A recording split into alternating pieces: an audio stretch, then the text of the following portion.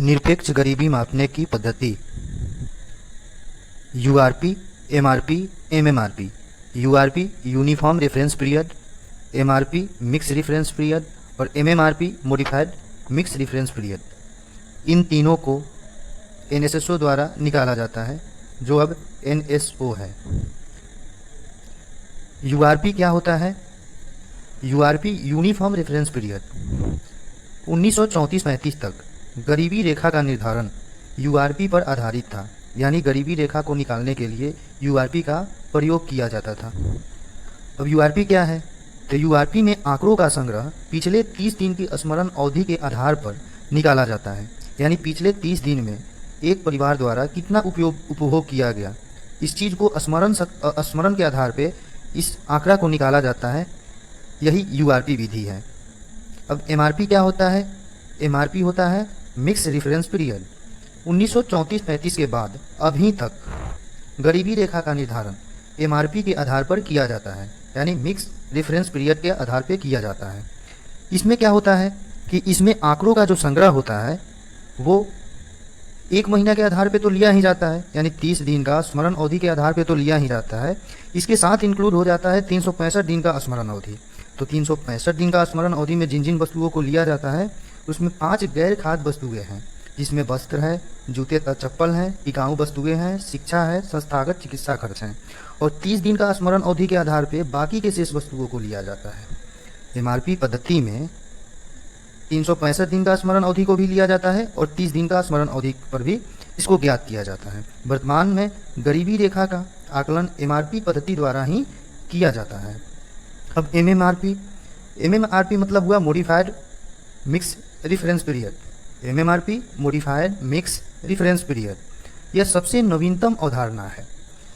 इसमें क्या है कि 365 दिन का स्मरण अवधि के आधार पे वस्त्र, जूते, चप्पल, टिकाऊ वस्तुएं, शिक्षा व संस्थागत चिकित्सा खर्च को लिया जाता है।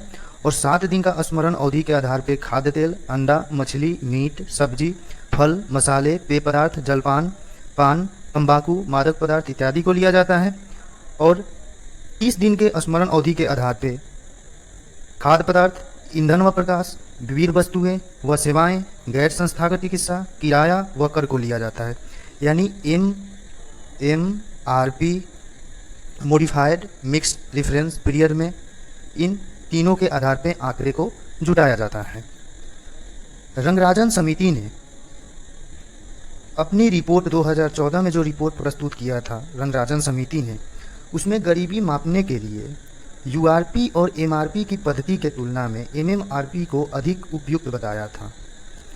2015 में वर्ल्ड बैंक ने भी एमआरपी से एमएमआरपी की तरफ जाने के लिए समर्थन किया है, लेकिन अभी भी गरीबी रेखा का निर्धारण एमआरपी पद्धति से ही किया जाता है।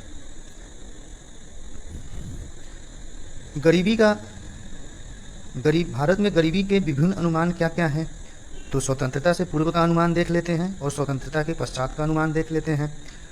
तो जो स्वतंत्रता के पूर्व का अनुमान है, तो सबसे पहला प्रयास दादा भाई नौरोजी साहब ने किया था, जो 1867 और 1868 के तहत इसमें 16 से 25 रुपया प्रति व्यक्ति बताया था। उन्होंने कहा था कि ये 16 से 25 रुपया प्रति व्यक्ति जो है वो निर्वाह आधारित गरीबी रेखा है। यानी उन्होंने गरीबी रेखा शब्द का प्रयोग नहीं किया था, उन्होंने गरीबी रेखा के जगह निर्वाह आधारित गरीबी रेखा शब्द का प्रयोग किया था।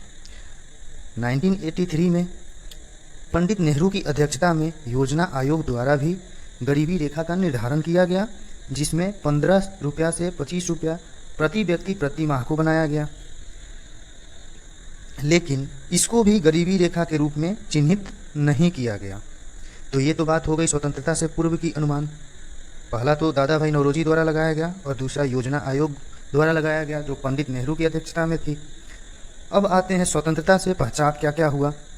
तो स्वतंत्रता के पश्चात का अनुमान तो 1962 में योजना आयोग द्वारा लगाया गया, 1971 में वाई.एम. डांडेकर और एन. रथ समिति द्वारा, 1979 में वाई के अलग समिति द्वारा, 1993 में लकड़वारा समिति द्वारा, 2009 में सुरेश तेंदुलकर समिति द्वारा, 2012 में सी रंगराजन समिति द्वारा और अरविंद पनगड़िया टास्क फोर्स का गठन 2016 में हुआ था, जिसका रिपोर्ट अभी तक नहीं आया है। स्वतंत्रता पश्चात गरीबी के अनुमान में सबसे पहला था योजना आयोग का, जो 1962 में योजना आयोग द्वारा बताया गया कि ग्रामीण क्षेत्र के लिए गरीबी रेखा 20 रुपया प्रति व्यक्ति प्रति वर्ष और शहरी क्षेत्र के लिए 25 रुपया प्रति व्यक्ति प्रति वर्ष। वाई.एम. डांडेकर और एन. रथ समिति द्वारा गरीबी का प्रथम व्यवस्थित आकलन किया गया। इसमें ग्रामीण और शहरी दोनों क्षेत्रों के लिए न्यूनतम पोषण स्तर प्रतिदिन 2250 कैलोरी को रखा गया। यानी ये समिति जो था वो आय को प्रेफरेंस न देकर कैलोरी को प्रेफरेंस दिया। इसी के आधार पर न्यूनतम कैलोरी उपयोग मापदंड जैसे विषयों पर विचार विमर्श होने लगे। वाई के अलग समिति 1979 इन्होंने बताया ग्रामीण क्षेत्रों के लिए 2400 कैलोरी प्रति व्यक्ति प्रतिदिन और शहरी क्षेत्र के लिए 2100 कैलोरी प्रति व्यक्ति प्रतिदिन। अगर इतना कोई व्यक्ति उपयोग कर रहा है तो वो गरीब नहीं है। अगर गांव का कोई व्यक्ति 2400 कैलोरी प्रतिदिन इनहेल कर रहा है या प्रतिदिन उपभोग कर रहा है तो व्यक्ति गरीब नहीं है, लेकिन इससे अगर कम कर रहा है तो व्यक्ति गरीब है।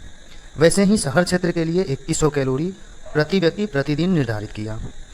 अब लकड़वारा समिति 1993 इन्होंने भी 2400 कैलोरी प्रति व्यक्ति प्रतिदिन ग्रामीण क्षेत्र के लिए और 2100 कैलोरी प्रति व्यक्ति प्रतिदिन शहरी क्षेत्र के लिए, अर्थात उपभोग व्यय की गणना कैलोरी उपभोग आधारित हो गई। आंकड़ों के संग्रह के लिए यूआरपी पद्धति का प्रयोग किया गया।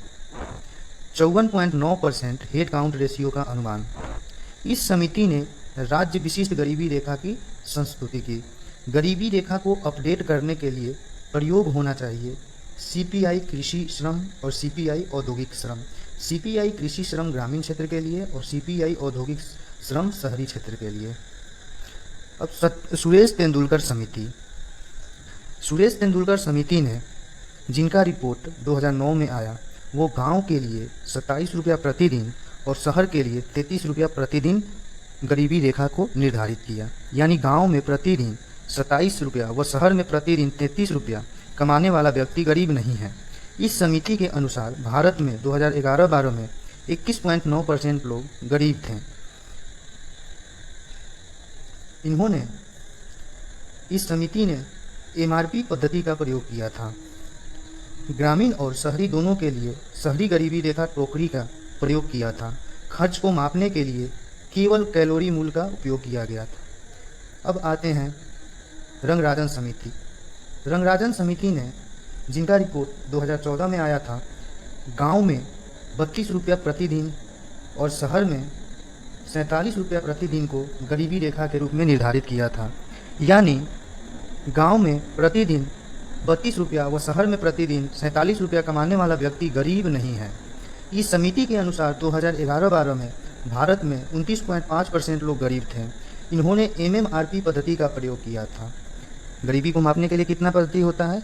3, यूआरपी, एमआरपी और एमएमआरपी।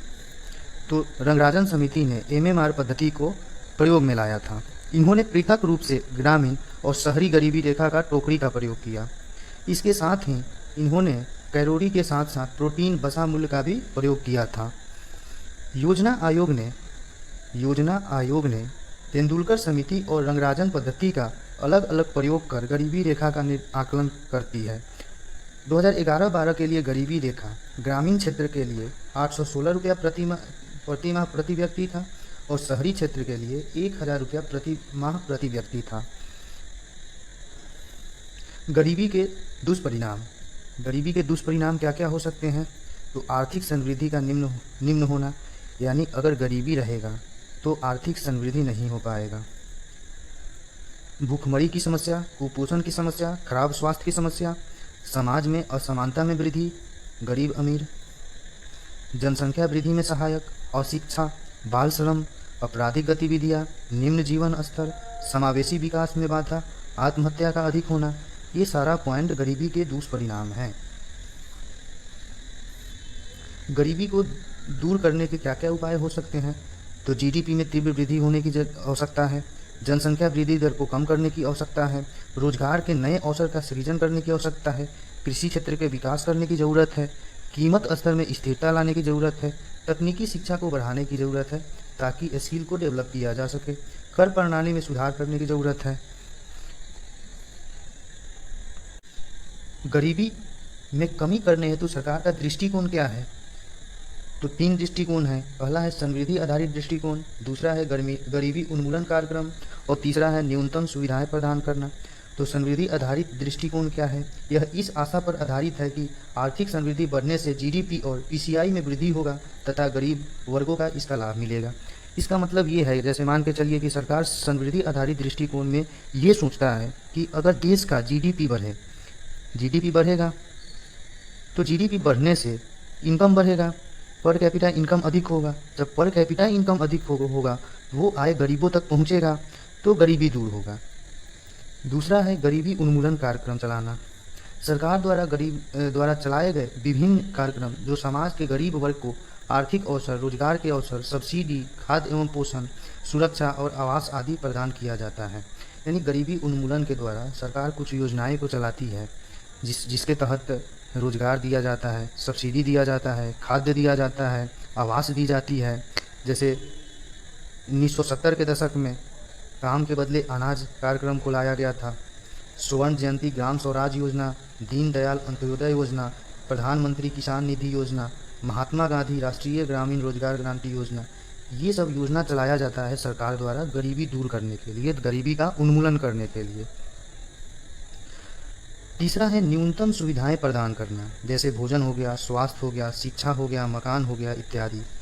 अब सार्वजनिक वितरण प्रणाली, सामयिक बाल विकास योजना, मध्याह्न भोजन योजना, प्रधानमंत्री जनधन योजना, तो इन चीज़ों को करके सरकार द्वारा गरीबी को हटाने का दृष्टिकोण रखा जाता है। समृद्धि आधारित दृष्टिकोण, गरीबी उन्मूलन कार्यक्रम और न्यूनतम सुविधाएं प्रदान करना।